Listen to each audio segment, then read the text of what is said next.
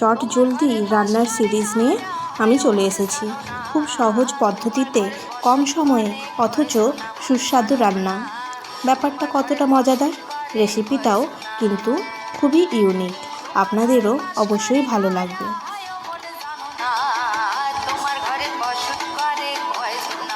Marinate হয়ে গেলে এরপরে রান্নায় চলে আসবো।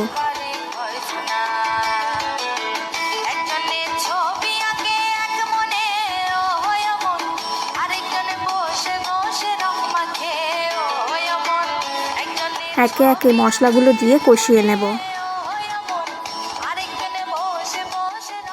এরপরে ইঁচড়টা দিয়ে কিছুক্ষণ কষিয়ে নিলেই রেডি হয়ে যাবে ইঁচড় কষা।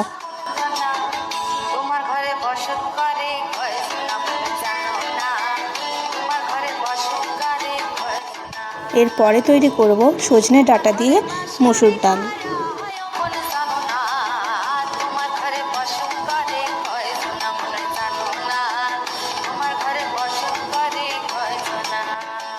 এই রান্নাগুলো হতে যেমন কম টাইম লাগে, তেমনই খেতেও কিন্তু হয় খুবই সুস্বাদু।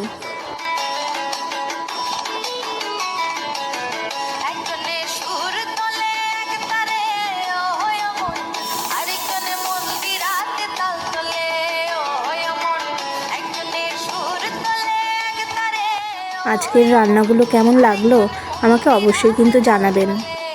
আর আমার চ্যানেলটিকে সাবস্ক্রাইব করতে কিন্তু একেবারেই ভুলবেন না।